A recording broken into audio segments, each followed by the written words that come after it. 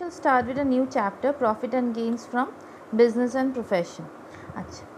So what is business? Business means any kind of trade, commerce, or any kind of venture. Okay, and when we are earning any profit or gain out of that trade, commerce, or any adventure, then that profit or gain is taxable under the heads profit and gains from business and profession.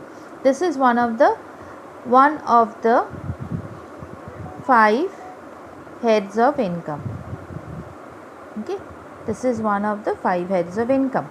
Now we will start with depreciation today. In today's class we'll discuss about depreciation, how to calculate depreciation under PGBP.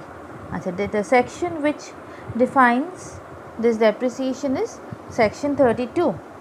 There are certain conditions which need to be fulfilled to charge depreciation under section 32. That is, the owner should be beneficial owner. Beneficial owner means that he should derive the benefit out of the asset. He need not to be the legal owner. He need not to be a legal owner. Now what does it imply that he need not to be a legal owner? You must have done the chapter hire purchase so far. In hire purchase, what we have learned in the chapter hire purchase, we have learned that until and unless the last installment is paid, the purchaser is not the legal owner of the asset. The ownership of the asset still lies with the seller. But whenever you used to charge depreciation, we used to charge depreciation in the books of hire purchaser. We never charge depreciation in the books of the seller, that is hire vendor, if you remember. Okay, even if you don't remember, I am repeating it. The hire purchaser, in spite of not being the legal owner, used to charge the depreciation. We used to open the machinery account in the books of hire purchaser and not in the books of hire vendor. You used to open a hire vendor account, we used to open a machinery account, and there we used to charge the depreciation. Now the point is that here the hire purchaser, although he is not a legal owner, he is deriving the benefit out of the machinery. He is using the machinery. Since he is using the machinery, his legal ownership is not important. He is a beneficial owner, and since he is a beneficial owner, he will charge the depreciation. Okay. And one more thing, depreciation must be used for the machinery asset must be used for the purpose of business.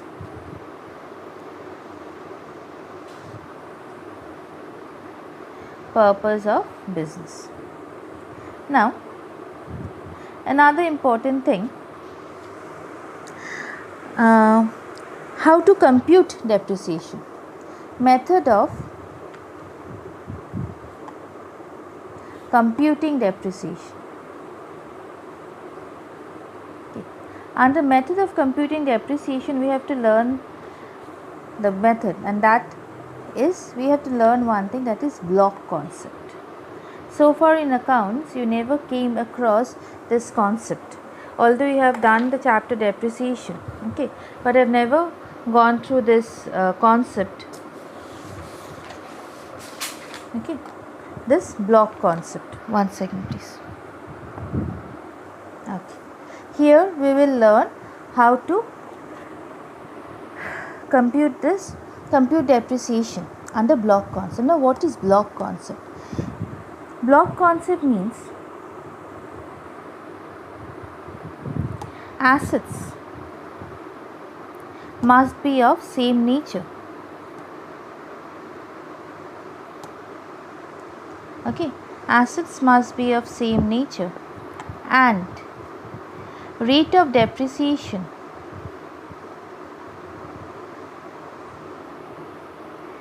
must be same. Now, in order to come under a single block, your asset must be of same nature and your rate of depreciation must be same. That means you need to fulfill both these conditions. Okay. Now let us take an example. What is block concept? I have plant and machinery A. whose rate of depreciation is 10%. I have plant and machinery B, whose rate of depreciation is 10%. I have got plant and machinery C, whose rate of depreciation is 15%. I have got building A, whose rate of depreciation is 15%. I have got building B, whose rate of depreciation is 15%. So can you see me how many blocks are there?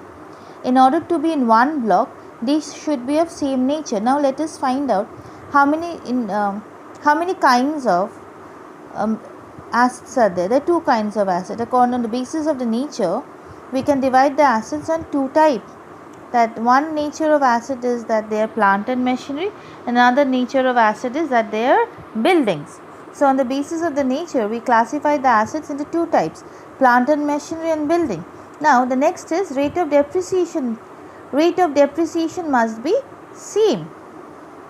Now here, although plant and machinery C falls under the same nature of plant and machinery, its rate of depreciation is different. So this plant and machinery C cannot fall in the same block as that of A and B. Plant and machinery A and B forms a single block. How?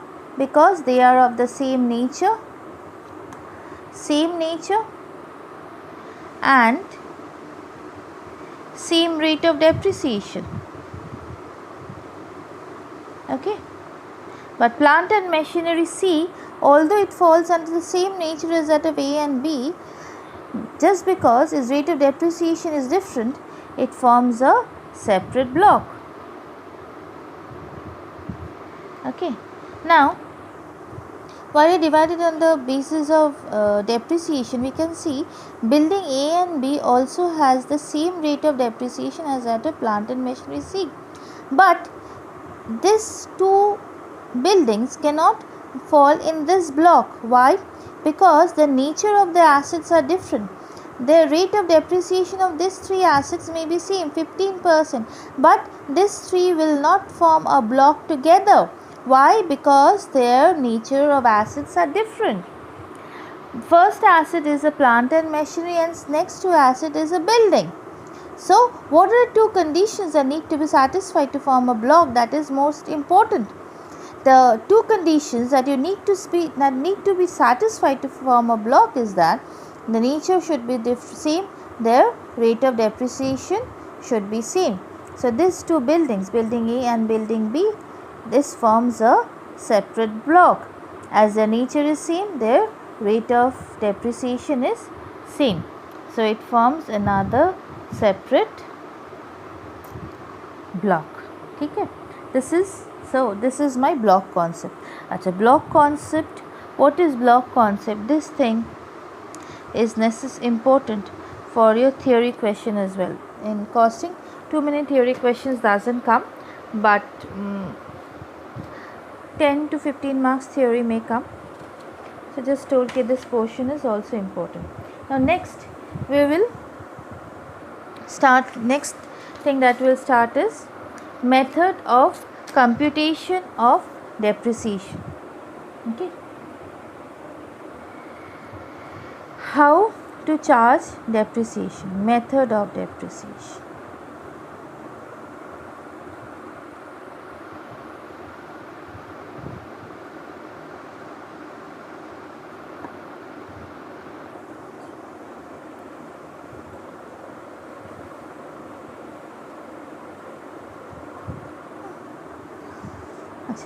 Hopefully this is clear. Calculation of depreciation. The first thing that we will write, opening WDV of the asset.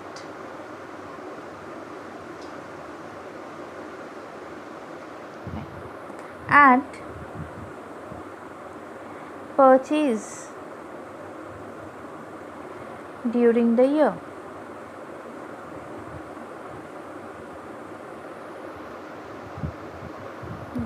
then we'll deduct sales consideration, not cost of sales.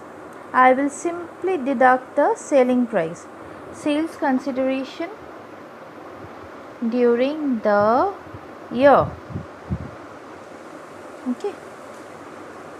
I'll get WDV before depreciation. From here I will deduct depreciation. Suppose this is A, suppose the figure came to C, ABC. Deduct depreciation at the rate of certain percentage on this figure ABC. I will deduct depreciation and the value that I'll get is my closing WDV.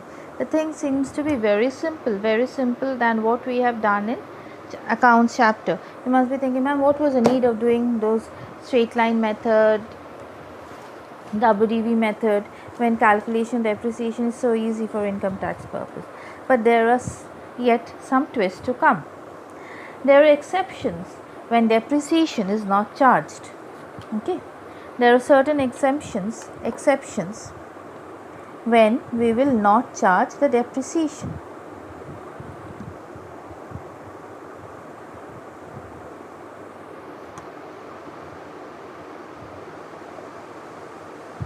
Achha, what are those exceptions? If this figure ABC is negative, okay, achha, why this figure will be negative? Suppose opening WDV, I have one asset, okay, and this value is 100. I purchased one more asset and this value is 100 again. Okay. I sold this current asset, any of this asset, I sold only one asset. It may be this one or that one, your wish. I sold one asset for 300. So my value came to 100. Negative. Here I have one asset, here I have one asset. In total I have two assets, but I sold only one. So in my block there is still one asset left. In the block there is still one asset left, but I am unable to charge depreciation. Why? Because I don't have any value left. My value is negative and the value that I'll get is short term capital gain. As we already know from the capital gain chapter, the depreciable asset will not have long term capital gain because will not get the benefit of depreciation and indexation together. Okay. So here, although there is one one asset in the block, but since the value is negative and on negative value we cannot charge depreciation, we can only charge depreciation on positive value. So here we will not be able to charge depreciation and this will be considered as my short term capital gain. Fine. Next we come to another example. I take the same example. I have one asset, 100. I purchase one more asset, 100. I sold both the assets. I will write sales consideration. I sold both the assets. Right? How much? 150. 50. I have a positive value in my closing WDV. This is supposed to be my closing WDV. I have a positive value. Just now, few seconds earlier, I told I cannot charge depreciation on negative value, but I can charge depreciation on positive value. But here you see, I have a positive value, but there is no asset in the block. Okay. So here I will not be able to charge depreciation. Okay. My words are contradicting with each other. Just now I told we can only charge depreciation when there is a positive value. Now here I have proved that if although I have positive value, but since there is no asset in the block, I cannot charge depreciation. So what are the conditions you need to fulfill in order to charge depreciation on WDV before charging depreciation? You need to fulfill two conditions. One is there should be positive value. There should be positive value, and there should be asset in the block. Clear? There should be a positive value and there should be asset in the block, and this thing is my short term capital loss. You can obviously see that you have got two mobiles. First mobile cost 100, second mobile cost 100. You have sold both the mobiles for 150. So obviously you have earned a loss. It's a loss. Okay. So what are the two exceptions? That when there is asset in the block but my value is negative, I cannot charge depreciation. Second exception is my value is positive but I don't have asset in the block, I cannot charge depreciation. So both this exception implies what? It implies that this value, okay, this value ABC, that is WDV before charging depreciation, it should be both positive. Okay, this ABC, the value before charging depreciation, ABC is my value before charging depreciation, should be both positive and should have an asset in the block. Only when these two conditions are satisfied, I can charge depreciation on that. Okay. One more thing, date of purchase.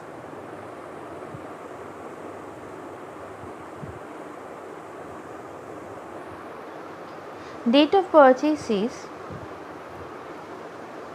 if when the asset is acquired in the previous year and put to use, this word is important, put to use for less than 180 days, for less than 180 days. Acha, what does this word implies, put to use? Why it is important? It is important because you may purchase the asset and keep it idle.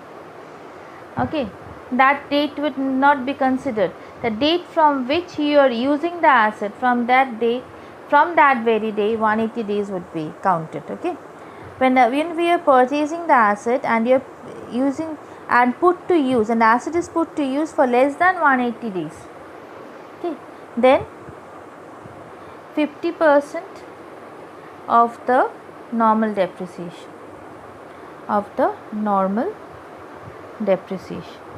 but when the asset is put to use for 180 days or more, then normal depreciation. Suppose my normal depreciation rate is 10%. Okay, in this case it will be 5%. This is the significance of my date of purchase. If I am purchasing any asset in any previous year and the asset is put to use in the same previous year for less than, this is important, put to use in the same previous year for less than 180 days, then 50% of normal depreciation. If my normal depreciation rate is 10%, then 50% of that would be 5%. But if it is put to use for 180 days or more, then I'll charge normal depreciation, that is same rate, the rate of 10%. Now the provision is applicable only in the year in which asset is put to use. This provision is not applicable in subsequent years. In subsequent years we will obviously charge full depreciation, we will not charge partial depreciation. This 50% is not applicable in subsequent years, it is applicable only in case of previous year. Acha. Next we come to additional depreciation. Okay. The next important concept of depreciation is, with additional depreciation we will come to the end of discussion on depreciation, on the topic depreciation. The next that we will discuss is additional depreciation. Now, additional depreciation you need to fulfill. In order to charge additional depreciation, you need to fulfill certain conditions. Okay, what are those conditions? Conditions are that assessee must be an industrial undertaking. Okay, that means it must be a manufacturer of any product or article or thing. That means he must be a manufacturer. Okay, or he must be in the business of generation, transmission or distribution of power. He must be in any kind of business. That means he must be either generating power, or he must be, if he is not generating, he is transmitting and distributing power, anything. Okay, in case of those industries, additional depreciation is applicable. Additional depreciation is applicable in case of manufacturing industry. Okay, in case of power industry, if you are in the business of generating power, transmission or distribution of power. Okay. And the third point is, condition is, it additional depreciation is charged only on new machine. Additional depreciation cannot be charged, it's not charged on second hand machine. Okay, it cannot be charged on second hand machinery. Okay. However, additional depreciation is not charged on case of ships or aircraft. Okay. Anyways, this kind of sums using ships or aircrafts will not come, so you need not know that. But all the thing that you need to know, that is must be charged on new machines, and that means it should not be charged on second hand machinery. Acha, what is the rate of additional depreciation? Rate of additional depreciation is 20%. Acha. Thus, this date of purchase applicable over here? It is definitely applicable over here. If the asset is put to use for less than 180 days, then your additional rate of depreciation would be 10%. Okay. Acha. Additional depreciation will be charged only in the first year in which the asset has been purchased. Okay, means it will not be charged in case of subsequent years. Additional depreciation will be charged only in the first year, only in the previous year in which you are purchasing the asset. It will be charged in the previous year in which asset is acquired, and it will not be charged in the subsequent years, and not charged in the subsequent years. I'll be sending some sums along with these videos. You'll be able to understand that there's nothing, no big deal with depreciation. Okay, and with this video we come to the end of the topic depreciation. The depreciation is a very important part of PGBP. Entire sum may come on depreciation in your exams. Okay, thank you.